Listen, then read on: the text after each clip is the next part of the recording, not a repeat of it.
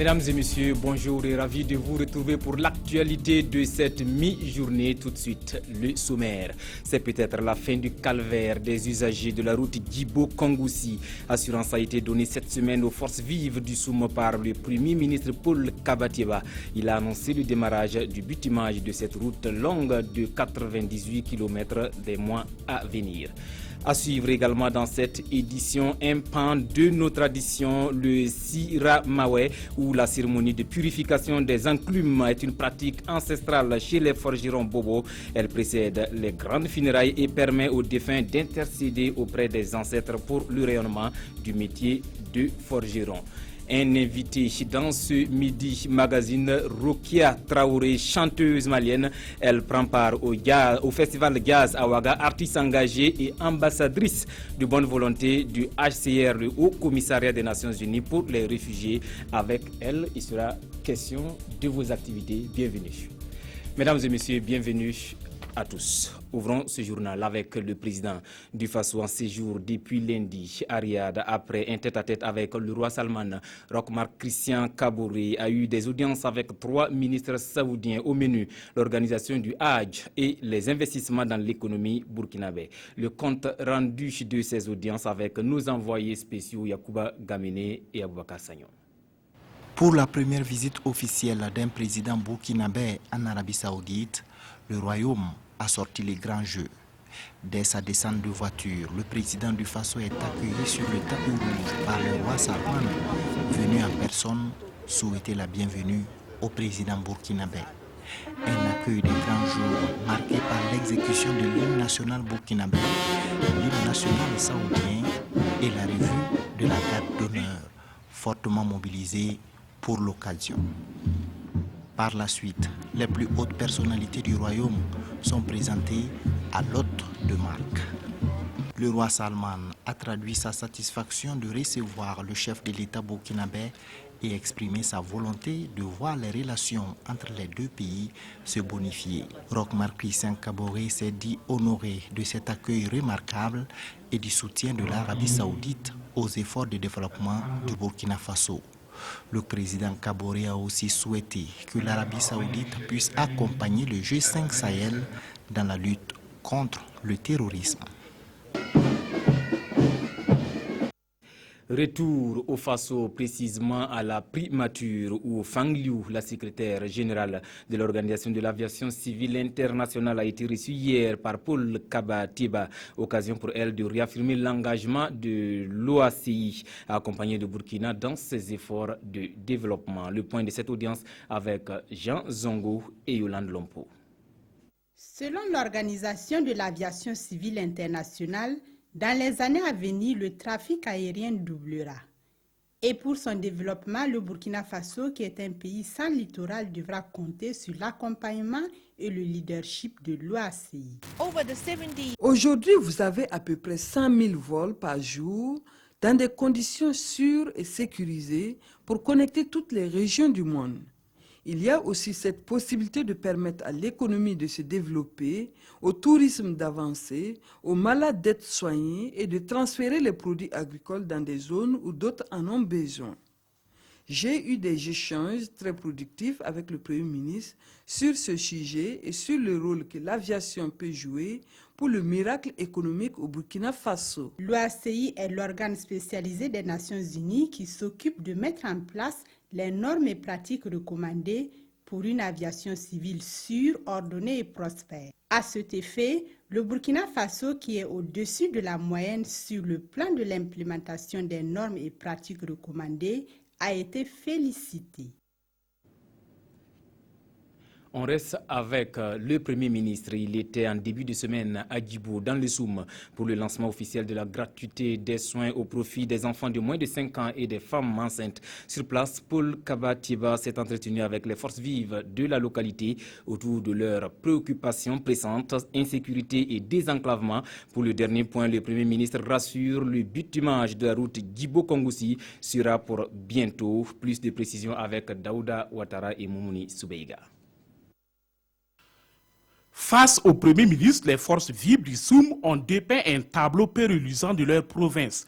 Le manque d'eau, l'insuffisance des infrastructures sanitaires et l'insécurité qui a permis l'enlèvement du couple Elliott, de même que la mauvaise qualité de la route Kongoussi-Guibo sont autant de préoccupations soulevées. En réponse, Paul Kaba-Thieba annonce des actions à court terme. D'ici fin mai, les travaux de bitumage de la route Kongoussi-Guibo vont démarrer. Parce que le financement est bouclé, l'appel d'offres a été lancé, les entreprises adjudicatrices ont été sélectionnées, il explique à démarrer les travaux. Je peux également vous annoncer que le gouvernement est en train de chercher de boucler les financements du tronçon Waigia-Titao-Djibo. Au plan sécuritaire, des dispositions sont en cours de mise en œuvre pour assurer la quiétude des Burkinabés, rassure le chef du gouvernement.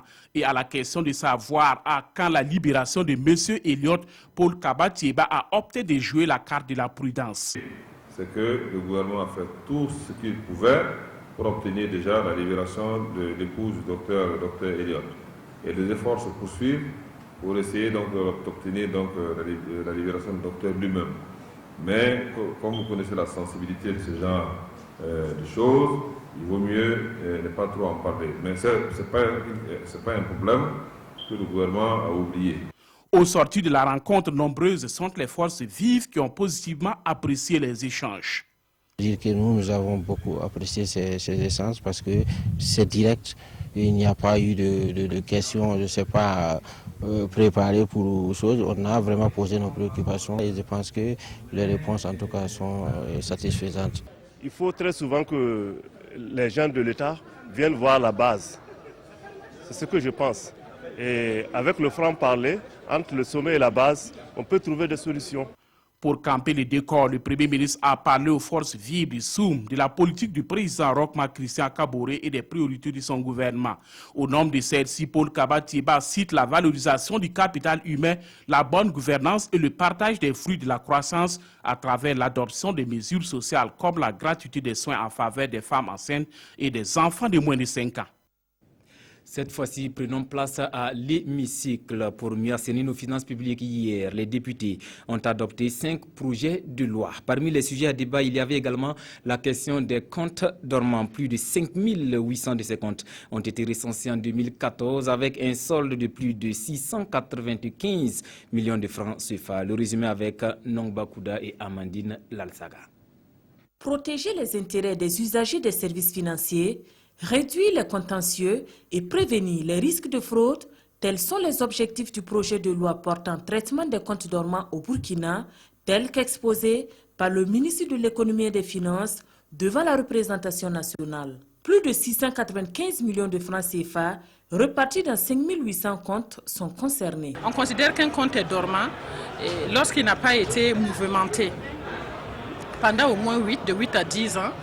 Mais lorsqu'il n'a pas été mouvementé et qu'il n'a pas été possible de retrouver le détenteur du compte, le fait que l'Assemblée nationale ait adopté les différents projets de loi, y compris ce projet-ci, cela nous permet effectivement au niveau du gouvernement d'avoir toute la latitude pour pouvoir faire des investigations les plus profondes possibles. Rosine Koulibaly-Sori était également porteuse d'un projet de loi visant au renforcement des fonds propres des petites et moyennes entreprises.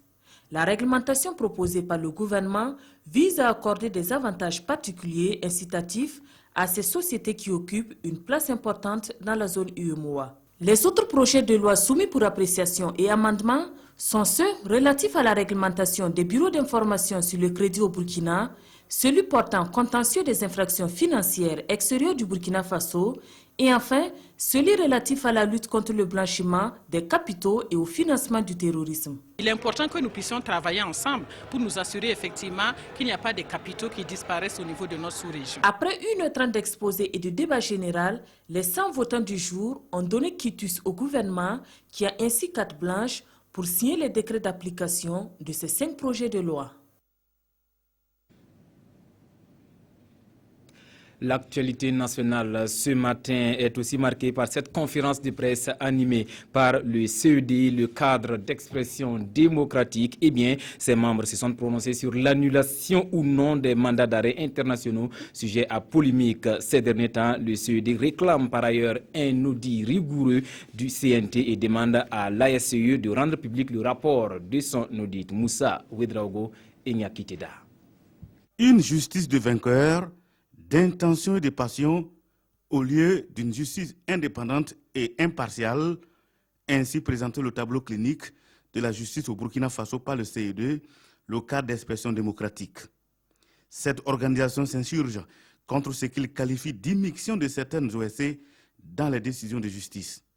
Le CED met alors en garde ceux qui ont donné de la voix ces derniers moments dans des affaires judiciaires. Aucune organisation de la société civile, aucun parti politique, aucun homme politique, aucun dirigeant ne doit s'immiscer dans les prises de décision de la justice. Donc ça, c'est l'une des failles que nous avons relevées et nous condamnons cela. La responsabilité citoyenne pour la culture de la paix devrait alors être le maître mot à tous les niveaux, selon les orateurs qui invitent les Burkinabés à jouer franc jeu. Pour cela, le CED demande à l'ASCE, l'autorité supérieure de contrôle d'État et de la lutte contre la corruption, de rendre public le rapport d'audit de la gestion de la transition. Si cet audit concerne la vie, la gestion du pays des Burkinabés par des Burkinabés, il ne doit pas avoir de secret quant à la publication de ce rapport. Le cadre d'expression démocratique réclame aussi la mise en accusation par le Parlement des membres du gouvernement de la transition épinglés dans le rapport d'audit sur la gestion de la transition. Il demande aussi au procureur du Faso de s'autosaisir pour les autres personnalités impliquées. Pour parachever cet exercice de transparence et de reddition des comptes, le CED souhaite également un audit du CNT, le Conseil national de la transition. Voilà, c'était là l'essentiel de la conférence de presse animée par le CED ce matin. Nous parlons à présent de la formation sur la certification professionnelle en la matière. La Chine-Taïwan fait figure d'école, une expertise qu'elle partage depuis hier avec des acteurs burkinabés issus des écoles de formation technique et professionnelle en vue de leur initiation aux technologies éducatives.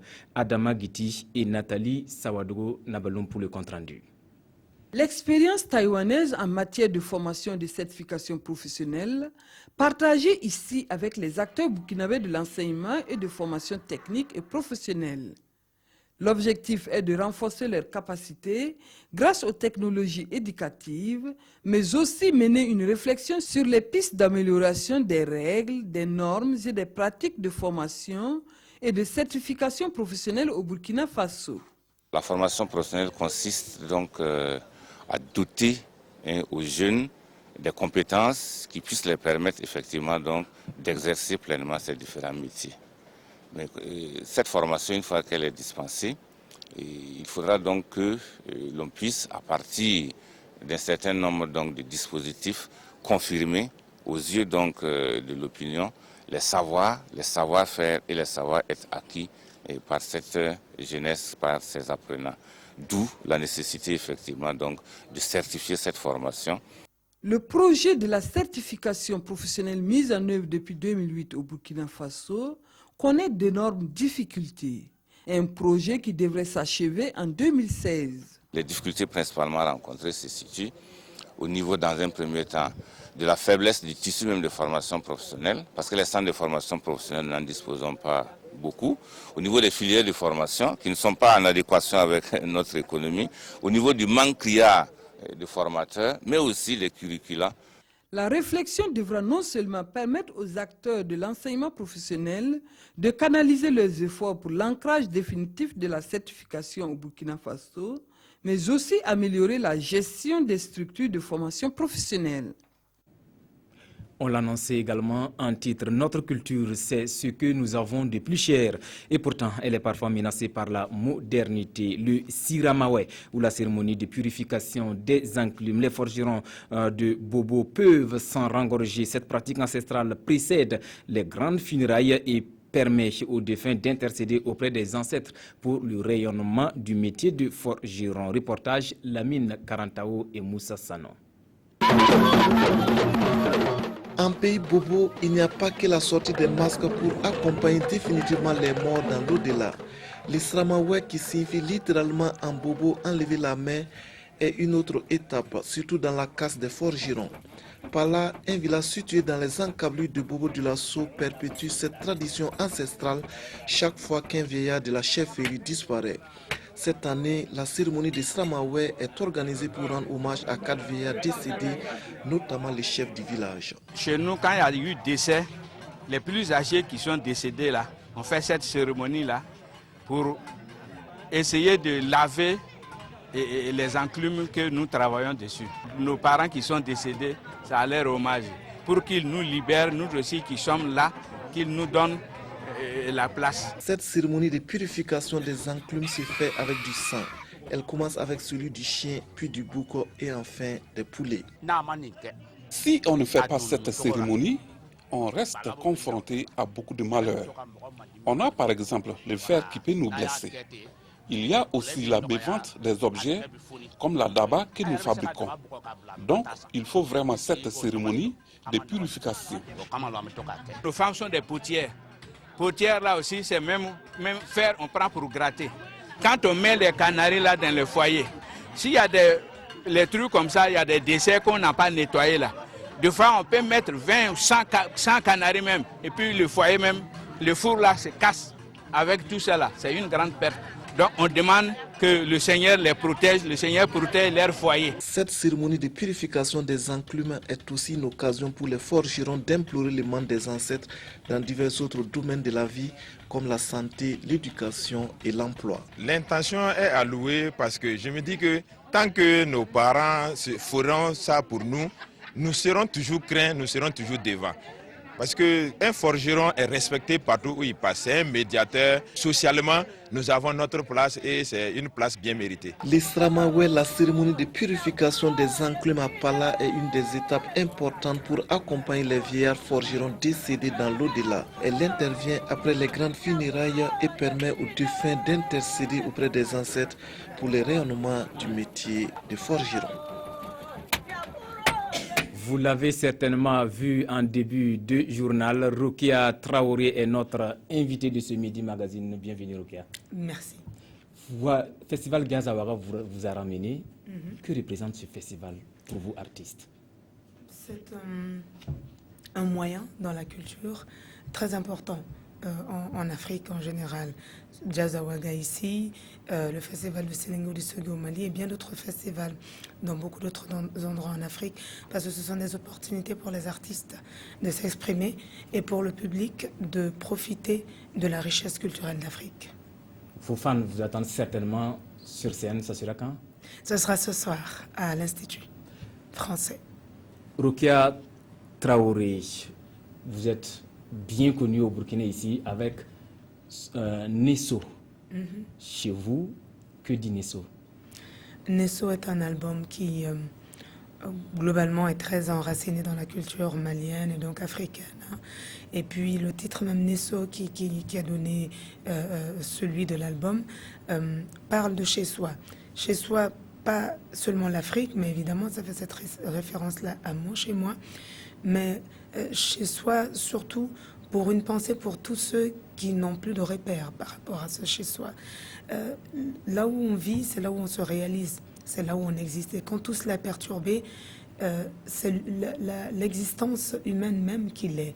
Et ça mène, c'est un album et un titre que je voudrais qui mène à réfléchir à la situation de ceux qui ont dû partir en tout laissant derrière eux, notamment les réfugiés, qui n'ont pas eu le choix et qui ne sont pas toujours bien accueillis.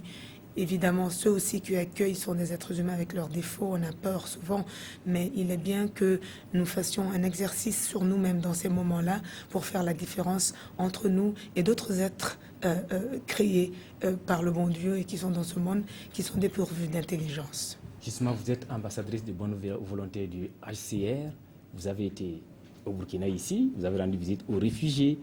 Aujourd'hui en Afrique, est-ce que la situation des réfugiés s'améliore? Est-ce que l'Afrique prend conscience de cette situation? Dans notre belle Afrique, avec toutes ces opportunités et ces perspectives pas évidentes à stabiliser, il y a des troubles un peu partout, malheureusement. Donc la situation des déplacés, des réfugiés, est loin d'être réglée. C'est pour cela qu'il est bien qu'il y ait une pensée pour eux, là où ils sont déjà là, et qu'il faut les accueillir et les entourer. Mais il est aussi bien qu'en Afrique en général, nous puissions aller de plus en plus vers plus de cohérence et plus de conscience par rapport à l'unicité du continent, qui ne saura se construire autrement que par nous-mêmes. De l'esclavage à maintenant, en passant par la colonisation, l'une des failles de l'Afrique a souvent été l'incapacité à être soudée et à communiquer. Donc nous arrivons à une époque de l'humanité où il est temps que nous voyons dans la diversité de ce continent quelque chose de beau, quelque chose à rendre cohérent. C'est paradoxal, mais c'est comme ça. Nous avons un continent en commun, nous avons un travail à faire et il ne se fera pas sans un d'entre nous. Nous devons communiquer. Il n'y a pas de pays africain plus important qu'un autre. Nous sommes tous très importants et nous avons besoin les uns des autres. Rokhaya Traoré, on le sait, à vos débuts, vous êtes une femme très engagée pour la cause féminine. Oui, féminine en tant qu'être humain, parce que ça revient, c'est toujours la même question, féministe, j'allais dire, en tant qu'être humain. Nous ne pouvons nous passer des hommes, mais les hommes ne peuvent se passer des femmes. Nous avons été créés ensemble pour mener ce monde, chacun dans son rôle. Donc nous sommes différents. Je suis une femme, je n'ai aucune envie de devenir un homme, mais je suis un être humain. Et en tant qu'être humain, hommes et femmes ont les mêmes droits. Du coup, il est important de faire en sorte et de veiller à ce que ces droits-là, en tant qu'être humain, créature de Dieu, nous tous, soient respectés dans le monde. Merci, Rokhaya Traoré. On imagine que vos fans vous brûlent d'impatience de vous voir sur scène ce soir. Merci, mesdames et messieurs. Nous étions avec la chanteuse, cantatrice ivoirienne Rokhaya Traoré. Malienne. Mais ivoirienne aussi, voilà. Africaine. Africaine. Rokhaya Traoré. Merci, Rokhaya Traoré, pour cette interview que vous nous avez accordée. Suite de ce journal, et nous parlons de la revue de presse, un seul sujet a été amplement commenté dans nos quotidiens de ce 4 mai. Les actes de viol dans plusieurs villes du Burkina, Dédougou, Ouaïguia, où 5 ans les quotidiens relatent les faits et déplorent de tels mouvements d'humeur. Evelyne Touboum Dabiré. Les quotidiens de ce 4 mai ont relayé le mouvement d'humeur de la population de Dédougou. Aujourd'hui, OFASO fait le point. Domiciles incendiés, portes défoncées, rues joncées de projectiles. C'est le triste constat fait à Dédougou suite au décès d'un présumé délinquant dans la matinée du 3 mai au CHR de Dédougou. Les versions sont divergentes sur les causes de cette mort, rapporte le journal Le Quotidien, qui précise que la gendarmerie avance des raisons de maladie, tandis que la famille et la population soupçonnent les Pandores d'avoir tabassé la victime avant de l'amener au service de santé. Le soir fait le point des zones de violence de ces derniers jours au Burkina. Avant-hier, c'était 5C, où la population est allée extirper un prévenu dans une brigade de gendarmerie pour le tabasser à mort. Même scénario à Ziniaré, Nagaré et Ouaïguia hier, et aujourd'hui à Dédougou, où une intifada est déclenchée contre la gendarmerie. Le soir interroge alors à qui la faute. Et dans une analyse, ce quotidien soutient que depuis que l'homme politique burkinabé s'est enorgueilli de l'insurrection populaire des 30 et 31 octobre 2014 et s'est vanté de l'avoir organisée, une culture de la violence s'est légalisée au Burkina. Le journal Le Quotidien renchérit alors, par ces actes, on cultive la banalisation de ces forfaits. C'est pourquoi, écrit ce journal, au regard de la persistance et même de l'augmentation des attaques, le chef de l'État devrait monter au créneau pour mettre en garde contre ces dérives. Puis ce journal déplore quand les Burkinabés tombent dans la bêtise absolue. Ainsi s'achève cette édition, mesdames et messieurs. Merci de l'avoir suivi. Rendez-vous demain, même heure, même canal. À bientôt.